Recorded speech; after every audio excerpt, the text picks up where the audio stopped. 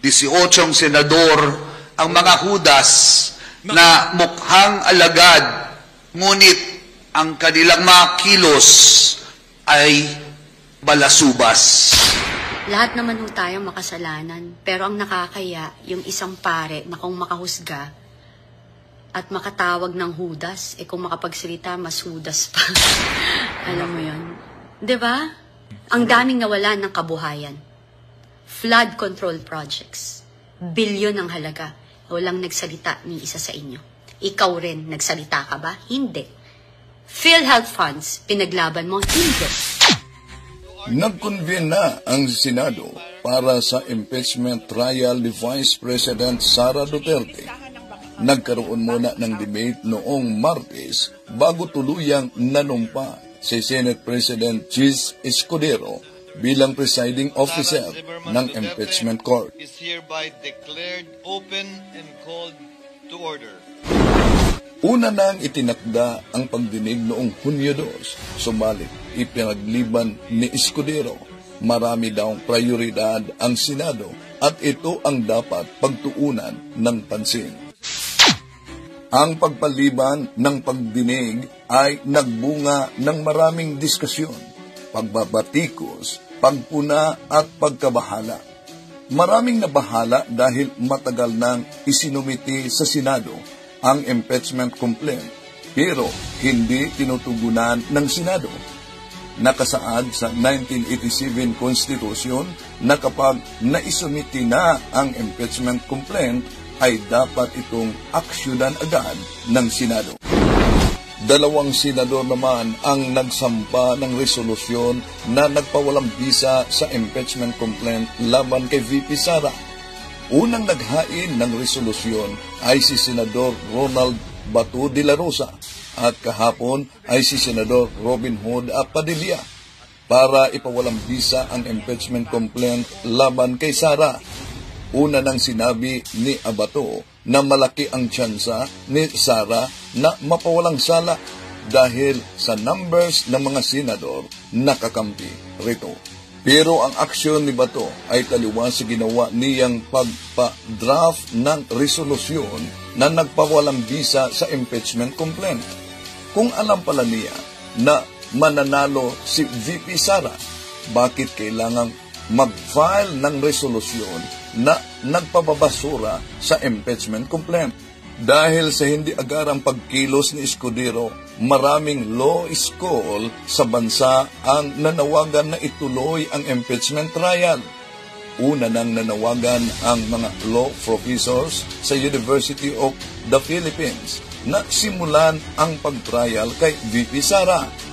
Nakiisa rito ang Ateneo School of Government, ang De La Salle University at ang San Vida University at ang University of Santo Tomas. Kahit ang mga obispo sa CVCP ay nagsalita na rin kaugnay nito.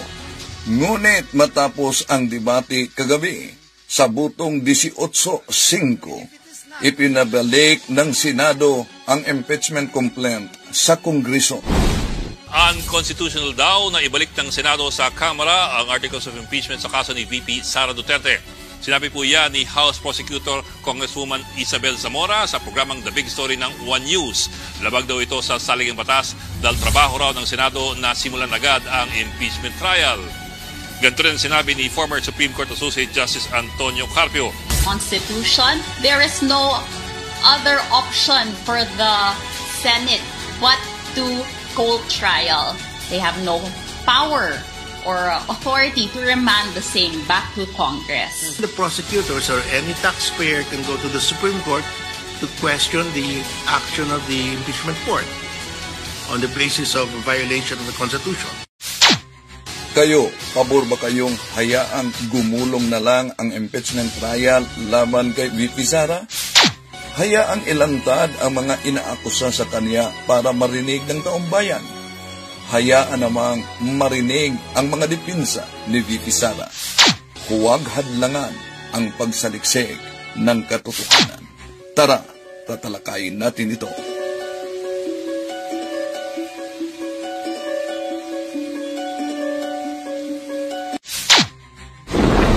Sa ecumenical prayer, ito'y kasama ang iba't ibang pananampalataya. Si Father Flavi Villanueva, kung maalala ninyo at siguro kilala niyo si Father Flavi Villanueva, na binanatan ngayon ng isang born-again vlogger, siguro kilala ninyo ito, si Cathy Binag.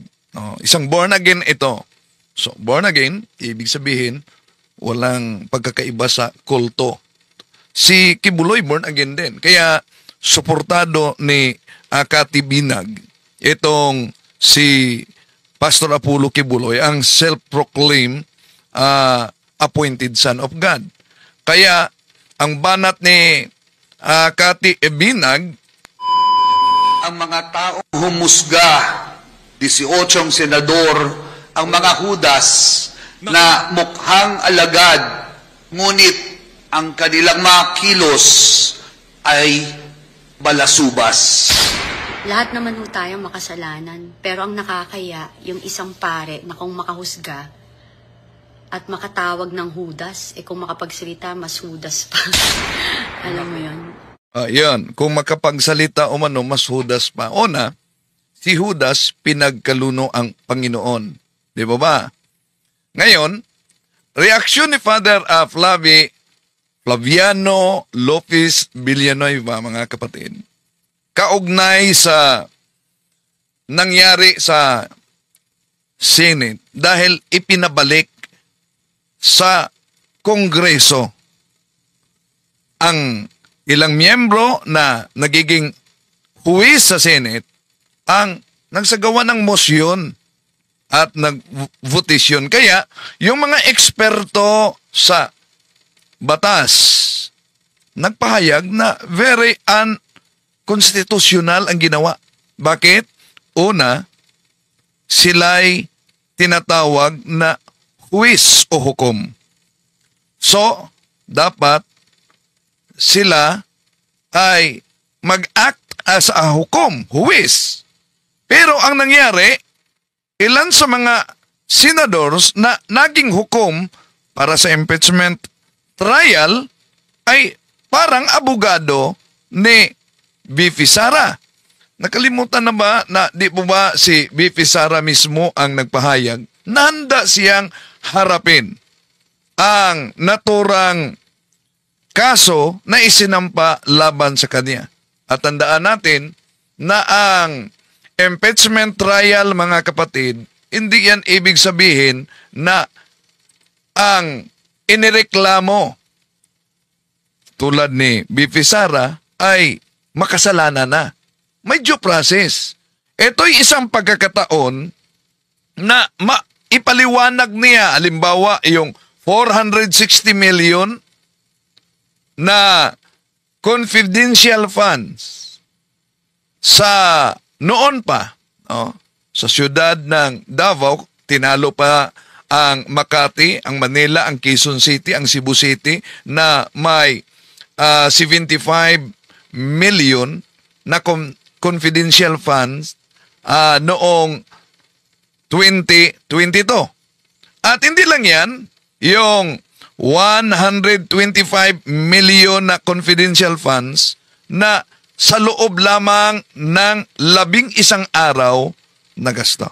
Ito'y isang pagkakataon na ipaliwanag niya. Tatalakayin muna natin ito, mga kapatid, at bago tayo papasok sa punto por punto, samahan ninyo ako. Kasi kinalingan, pag palaging inulit-ulit ay magmukha talagang katotohanan para sa ating mga kapatid na kulang ang kaalaman. Ang pagkadaya ay maranasan sa iba't ibang paraan. Pero napakasakit pag madaya tayo sa pananampalataya. Dahil nanganib pati ang ating kaluluwa. Viva Cristo Rey! Pro Dio et Ecclesia! Okay, kumusta sa lahat ating mga kapatid na sumusubaybay sa ating live streaming? Welcome po sa lahat. At acknowledge natin ang ating mga kapatid na pumasok ngayon. So Papa Inok, Mary Nato, si Manuel Moserati Recami Piedad, Danilo Bermijo sa General Santos, Jonathan TV, Mix Vlog, si Celso Luabol, si Winzel Makaira, si Mighty Trivia TV Channel, si James Soto, Rick, si Delphine Rabago, Wilmar, si Sarlito Dulaw, reaksyon po sa sinabi ni Bato na guided daw siya sa Holy Spirit. Kaninong Spirit? Kay Kibuloy siguro. Saint Anne Catherine Emirates. Good evening sa lahat. At magbibigay tayo ng reaksyon nitong isang born again na si Cathy Binag, no? Na sabi niya, mas hudas pa si Father Flavi Villanueva daw. Bakit nasabi niyang mas hudas? Meron ba siyang katibayan na may pinagkanulo si Father Flavi? Una, mga kapatid, di tayo magtaka kung bakit ganyan. Dahil si Miss Cathy Binag, isang miyembro ng Born Again. Ibig sabihin, anti-Catholic. Ibig sabihin, yun lang paniniwala nila na sola scriptura, Bible alone, yun talaga. Pero wala namang sariling Bible, kundi namimili lang at nakibasa. At dumami na ang mga born again ngayon. No? Si Lelia Neyer watching from Turkey. Si Rick, mag-like po tayo. Maraming salamat po. No? Ito po ang pahayag at bigyan natin ng reaksyon. Ang mga taong humusga, 18 senador, ang mga hudas na mukhang alagad, ngunit ang kanilang mga kilos ay balasubas. Lahat naman ho tayo makasalanan, pero ang nakakaya, yung Akala ko ba wala ng kasalanan ang born again? Di ba ang born again, ligtas na sila. Basta sumasampalataya ka lang, maligtas ka na. Oh. Kaya akala ko, wala ng kasalanan ang born again. Pero sabi niya, lahat naman tayo makasalanan. isang pare na kung makahusga at makatawag ng hudas, kung makapagsalita, mas hudas pa. Oh, yun. Si Cathy Binag ito ng born again na si Father Flavi daw, pag makapagsalita, mas hudas pa. Sa anong paraan?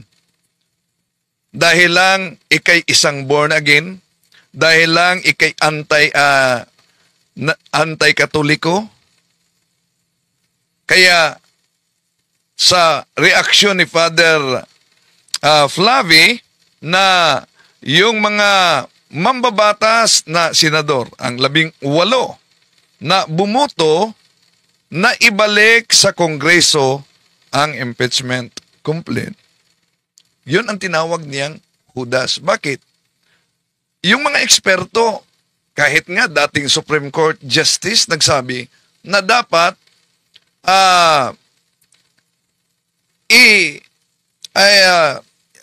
simula na ang impeachment trial. Oh. Yun ang pahayag. Pero, ang taktika ngayon sa Senado, ibinalik nila na wala naman umano. Walang batas na nagsabi niyan. Pangalawa, ang nagmosyon ay ang maging judge sa naturang kaso. Kaya sabi ng mga eksperto, dapat ang magsagawa ng mosyon yung sa defense. Sila'y mga judge sa naturang kaso. Kaya dapat may impartiality sila. Pero nag-act sila as lawyer na ni VP Sara. Tuloy natin. Alam mo yun, di ba? Ang daming nawalan ng kabuhayan. Flood control projects. Bilyon ang halaga. Walang nagsalita ni isa sa inyo. Oh, so paano niya nasabi na sa korupsyon na bilyon ang halaga o mano, walang nagsalita? Tandaan natin na sa simbahang Katoliko, ang daming mga Catholic registicians. At sa Catholic registicians, hindi lang yan may kaugnayan sa religious na talakayan, kundi sa public affairs program. Pati na tinatalakay ang korupsyon. Ang tinutukoy niya at sinisisi niya sa bilyong halaga na flood project na na-damage, mga kapatid. Walang iba, si Pangulong Bongbong Marcos. Okay. Kung meron kayong mga mabigat na ebidensya na may korupsyon na nangyari sa flood project na bilyon ang halaga, but may ginawa ba kayong pagsampa ng kaso kaugnay sa naturang korupsyon o nananatili lang yan na akusasyon? Ikalawa, sa tambalang Bongbong Marcos at VP at Sara Duterte, di po ba, DDS kayo? So therefore, bumoto din kayo sa tambalan nila. Kaya, nang bumoto kayo sa tambalang Bongbong at Sara, ngayon, may sinabi kayong grabe na ang korupsyon, grabe ang gutom. Kung bumoto kayo, sino ba ang masisi sa pangyayari ngayon? Eh di po ba, babalik yan sa inyo? Okay, tuloy natin, mga kapatid. Ikaw rin, nagsalita ka ba? Hindi. Paano mo na siguro na hindi nagsalita? Una, si Father Flavie Villanueva, isa sa mga pare na nakatanggap ng iba't ibang mga death threats. Dahil, una, pinaliving niya ang mga biktima sa war on drugs. Kinalinga, lakip, lalo na yung mga kamag-anak nito. At may ipinail na kaso. Nilayo niya ang issue. Ang issue kasi dito ay may kaugnayan sa sinabi ni VP Sara na kahit siya handa na harapin ang naturang kaso. Ito'y isang malaking pagkakataon na marinig ang kanyang panig batay sa mga ebidensya at ang kanyang sagot. Kaya, kung walang tinatago, walang dapat ikatatakot. Di po ba? Okay, tuloy natin. PhilHealth funds, pinaglaban mo? Hindi. Nako, yan na nga ho ba sinasabi natin? Ang problema... PhilHealth funds. Paano mo na siguro na hindi against si Father Flavie? Ni-research mo ba yan? Sa korupsyon. Dahil lang pa nagpahayag siya kaugnay sa reaksyon sa nangyari na butuhan, yun, tinatawag na nitong born again na si Cathy Binag na Judas ang naturang pare. Pero di tayo magtaka diyan, mga kapatid. Bakit? Dahil alam niyo naman, no, na born again at ang born again anti-katoliko, anti-pare talaga ito. So kahit sa mga iba't ibang Catholic radio stations, ang mga may kaugnayan sa korupsyon, tinatalakayan sa public affairs program. Sa ibang mga pari na anchor person. Sa ating newspaper. No? At meron din tayong CVCP online. No? Yung mga issue na may kaugnayan sa ating lipunan, tinatalakayan. At lalo na, tinatalakay din, mga kapatid, ang nasa likod sa posibleng braha nitong Articles of Impeachment laban kay Vice President Sara Duterte na isinumite sa Kongreso. Kailan ba yon isinumite? Di po ba malapit na nag-adjourn ang Senado? Noong Pebrero 5, mga kapatid. Yon, isinumite. Ang tanong, kaya maraming nagtanong, bakit kaya yun ang plano nila na isumite malapit na mag-adjourn? Merong braha dyan. No? Na kaya mag-ingat din tayo, mga kapatid, na di tayo mahulog sa tinatawag na lead plans, lalo na sa kasulukuyang administrasyon at sa Kongreso. Bakit?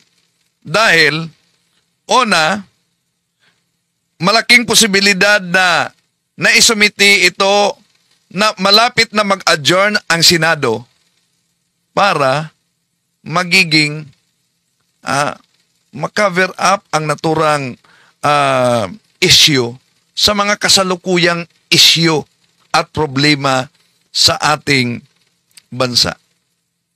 Ibig sabihin, magiging political theater ito. Kaya mag-ingat dahil may posibilidad na may lohika din ang impeachment. No? At pwedeng ma-divert ang atensyon ng taong bayan. At madaling makalimutan, lalo na yung mga sinakal na pundo. Una sa edukasyon. At ang issue, kaugnay sa ginawang yung tinatawag na higanting budol fight, ano yon? Sa pork barrel na nag-disguise sa ayuda ang budget. Di po ba? Yan tinatalakayan. No? Pero ang issue kasi dito, yung ginawa ng mga mambabata sa Senado na ibinalik, kaya tinawag ni Father Flavie Villanueva na Judas. At sabi ni Kati, mas Judas ang pare. Sa anong paraan? Di naman niya binanggit.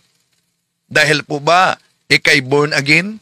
Dahil po ba ikay supporter ni Pastor Abuloy? Akibuloy pala? Oo. So, tuloy natin, mga kapatid. Oh. Okay, sandali. Ang mga taong humusga. Hello, hello. Hello, hello. Sinasabi ko. Si Nakarinig Kati na yung Binag. hello, hello. Walang tulog. Yun na yun. Di ba? Hintay natin sila. Forward ko naman ako. Talaga namang na-trigger ako dun sa kanyang selective justice. 'Di ba? Gusto ko siyang pag-usapan kasi mga katulad niyang pare ang dahilan Nako! bakit hindi na ako Katoliko ngayon. Naku po. Yun yun. Oh, so, ibig sabihin, Katoliko siya noon. Pero ngayon, hindi na Katoliko. Dahil, una, isa sa dahilan kung bakit humihiwalay sa pananampalataya, yung pagiging lukewarm Catholic. Lalo na pag wala kang alam sa pananampalatayang Katoliko, ibig sabihin, para kang lubo na hangin lang ang nasa loob, madaling matangay talaga yan. Kung saan man ang ihip. Dahil kung ikay totoong Katoliko at may alam ka sa pananampalataya, di mo pwedeng iwanan ang pananampalatayang Katoliko dahil ito'y tunay na iglesyang tatag ng ating Panginoon Jesucristo. At kung may alam ka talaga sa pananampalataya, di ka yayakap sa born again dahil ang born again ay isang siktang tatag lamang made in USA. Walang pagkakaiba sa iglesia ni Manalo, walang pagkakaiba sa iglesia ni Kibuloy, no? Tatag lamang ng tao. Oh.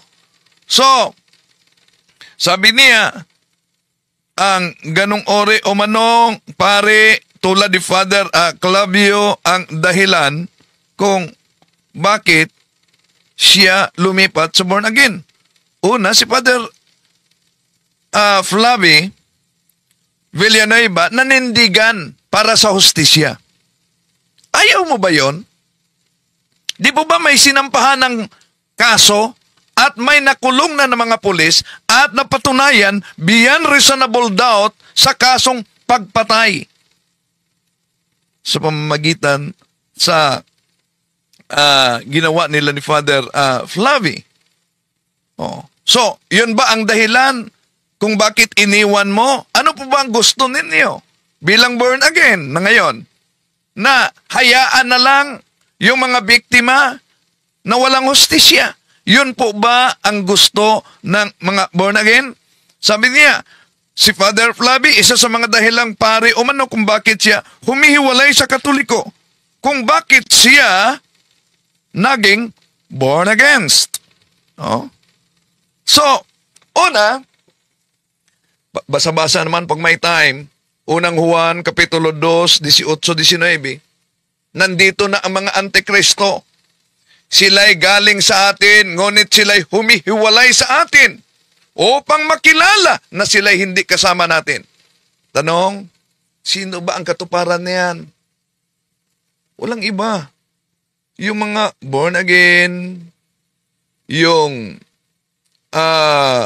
mga siktang tatag lamang ng tao ngayon dahil ang layunin ng demonyo, Juan 8:44, na ilayo ka sa katotohanan. Sa mga sakramento, sa tunay na simbahan na makapagligtas sa iyo. Kaya mas pinili ng karamihan, doon tayo sa born again dahil masaya ang kanilang pagtitipon, may banda sila. So ang kanilang pagsisimba, ginawa nila ang pagsimba sang-ayon sa kagustuhan nila mismo. Pero sa simbahan Katoliko na iniwan niya, ang Eucharistia, ang banal na misa, ginawa natin ang pagsimba dahil iyon ang kagustuhan ng Diyos mismo, hindi kagustuhan ng tao. Tuloy natin. Para malaman din ng mga ibang pare na matitino. Alam mo yon? Alam niyo yon? Alam mo yon? No, so, una, paano niya nasabi na hindi matino si Father Flavi? Parang laman umano ng mga pare na matitino. So, ibig sabihin si Father Flavi na tinutukoy niya dahil sa pahayag na Judas. Pero, may reaksyon ba kayo kaugnay sa mga pahayag ng ministro ni Felix Manalo sa rally nila? Diba? Sabi ng kanilang rally, yun ay rally ng kapayapaan. Walang kaugnayan sa politiko, pero yung ministro na tumindig doon, binanata ng politiko. Sinabi pa ni Arnel Tumanan na isang ministro ni Felix Manalo na may politiko daw o mano na di pa sumikat, laos na. At yun naman ang ginagaya din na pahayag ni newly elected Senador Marcolita. Di ba? Tuloy natin mga kapatid. Yan. Pag-usapan natin si Father Flavor na kung Si Father Addict. anong tawag dito? Dati, ninawin natin, addict dati. Inamin niya, di ba, dati, pero ngayon, hindi na. Addict na lang siya. So, yes, inamin na yan ni Father Flavi na noon ay addict siya.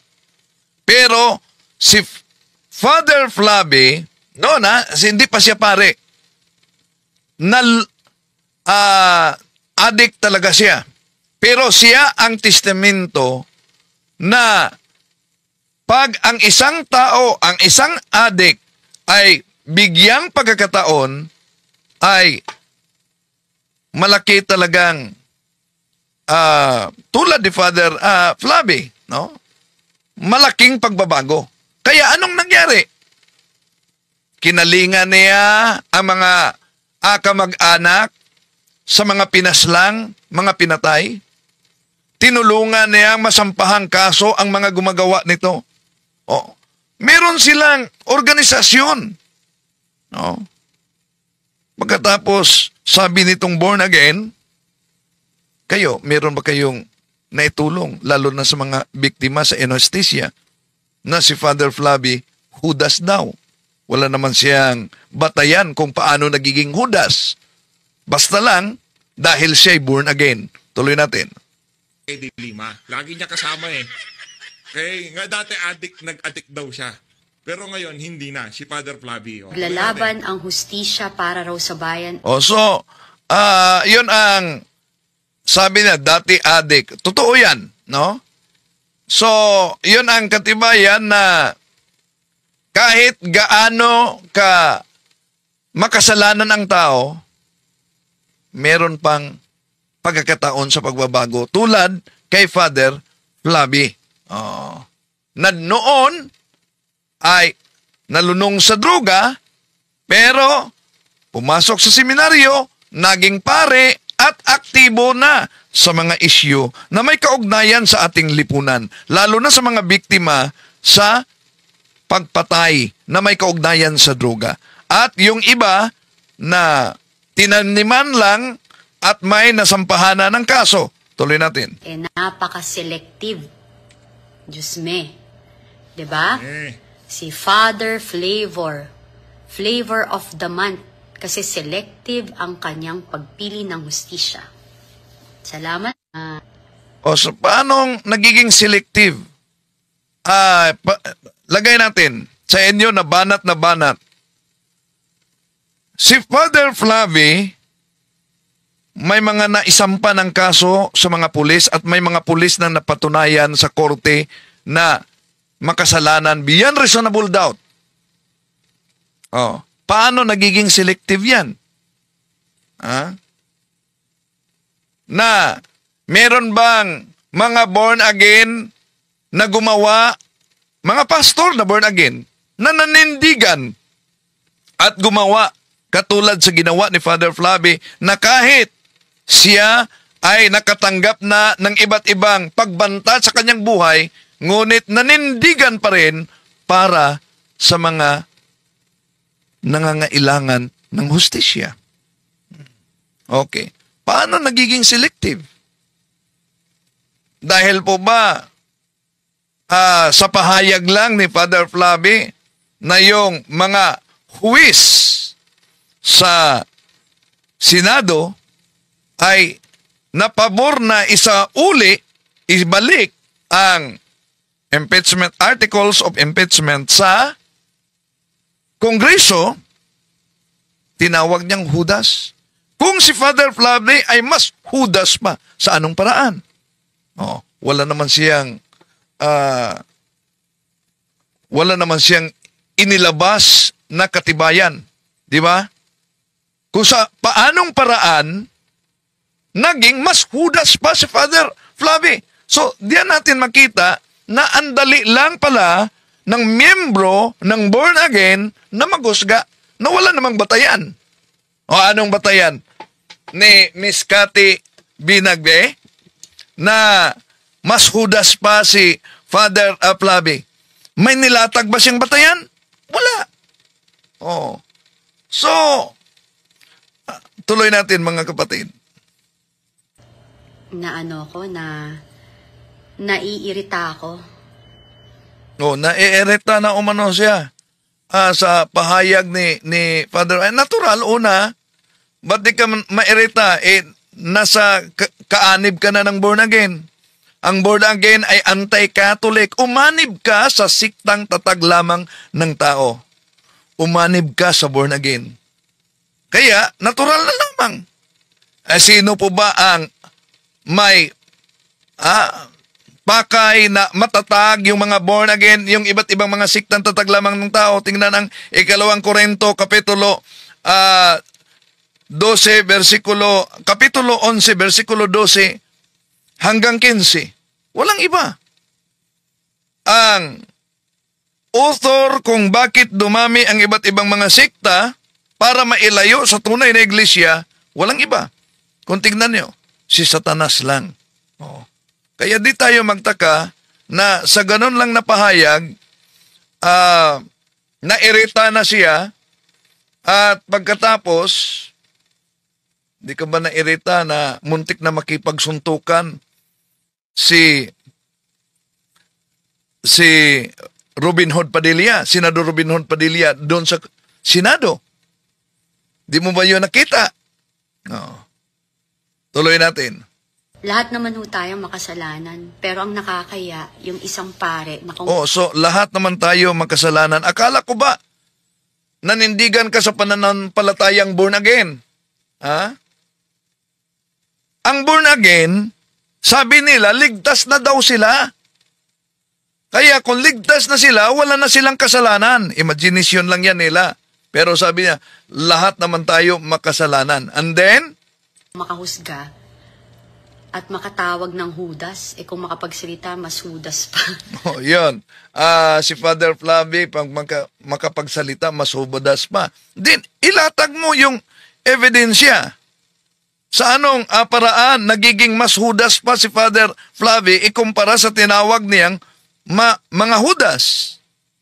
Wala naman siyang nilatag na batayan. Alam mo yun? 'Di ba? Hello sa inyong lahat. No, hello. Mm-mm. Sa mga born again, kasama ni Cathy Abinag, na sabi niya, iniwan niya ang simbahang Katoliko. Research naman pag may time. Dahil kung nag-research ka, ba't iniwan mo ang simbahang tatag ng ating Panginoon Jesucristo at ipinalit mo yung born again na tatag lamang ng tao? Dahil, una, anong katibayan na ang born again ay tatag lamang ng tao? Tingnan mo ang history. Asa nagsimula? Kailan nagsimula? At walang tinatawag na unbroken line of succession. Bakit? Ipalagay natin, kung meron mang common sense, kahit kunti na common sense. Kung ang born again ay tunay na iglesyang tatag ng ating Panginoon Jesucristo sa taong 200, taong 300, ano Dominic? Taong 400, taong 500, sino ba ang ituro nila na kasamang born again? Wala. Dahil ang born again, bago lang yan natatag. No? Si Corazon Alviento, drug addict na pare yan dati, Bro Wendell. Hindi pa siya pare. No? Hindi pa siya pare, drug addict siya. At nang pumasok siya sa seminaryo, meron pang paunti-unti umanong paggamit niya sa drugs. Pero nung pare na siya, di na siya gumagamit ng drugs. At siya ang testamento na yung addict ay pwedeng magbago. Kaya kung ang addict ay pwedeng magbago, so ibig sabihin ay di pwedeng patayin. Dahil no matter how bad the person is, there is always a goodness. At may tulad ni Father Flavie na noon addict, nagbago pa. Si Roberto Carmen, INC po ako dito, tumiwalag ako dahil hindi ko na gusto ang pamamalakad ng bagong executive Eduardo Manalo.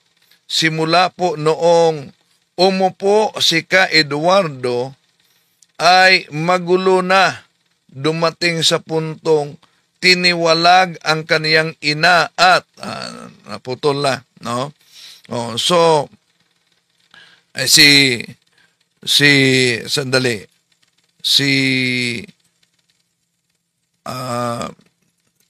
Turi nga. Balikan muna natin si Turi. Di ba si Turi, natiwalag siya. Ano po ba ang dahilan sa pagtiwalag niya? Ang dahilan sa pagtiwalag kay Tory, ito isinapubliko ni General Marbel. You know, ito isang sikreto. I hope General Torre will forgive me.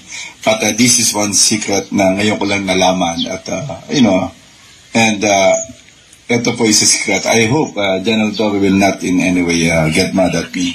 Alam mo, Mr. General Torre was asked by someone from his religion na wag tanggapin itong Region 11 as RD Region 11. Kung hindi, that's a political implication and that's a religious implication. And I know Nick Torre choose the other side. Service first before anything else. And I congratulate you, boss. That's yun ang hindi niyo po nakita. I think natiwalag siya dun sa kanyang religion. And that's something that's ang sasabi ko nga, it's always service first before anything else. Ay, congratulations po sa inyo. And all my respect and salute. O, yan. Natiwalag siya. Yeah? At doktrina ng ANC, pag matiwalag ka, di ka maliligtas. To make his message known is our responsibility.